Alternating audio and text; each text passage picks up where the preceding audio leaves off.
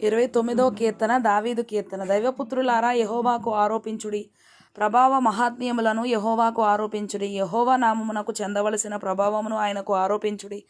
ప్రతిష్ఠితములగు ఆభరణములను ధరించుకొని ఆయన ఎదుట సాగిలపడుడి.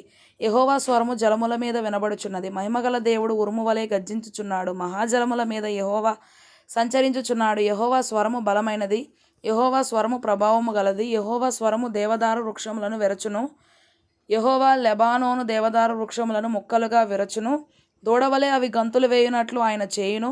లెబానోనును షిర్యోనును గురుపోతు పిల్లవలే గంతులు వేయునట్లు ఆయన చేయును. యెహోవా స్వరము అగ్ని జ్వాలలను ప్రజ్వలింపచేయుచున్నది. యెహోవా స్వరము అరణ్యమును కదిలించును. యెహోవా కాదేషు అరణ్యమును కదిలించును. యెహోవా స్వరము లేళ్లను ఈనజేయును, అది ఆకులు రాల్చును. ఆయన ఆలయములోనున్నవన్నీయు ఆయనకే ప్రభావము అనుచున్నవి. యెహోవా ప్రళయ జలముల మీద ఆసీనుడాయెను. యెహోవా నిత్యము రాజుగా ఆసీనుడై ఉన్నాడు. యెహోవా తన ప్రజలకు బలమును అనుగ్రహించును. యెహోవా తన ప్రజలకు సమాధానము కలుగజేసి వారిని ఆశీర్వదించును.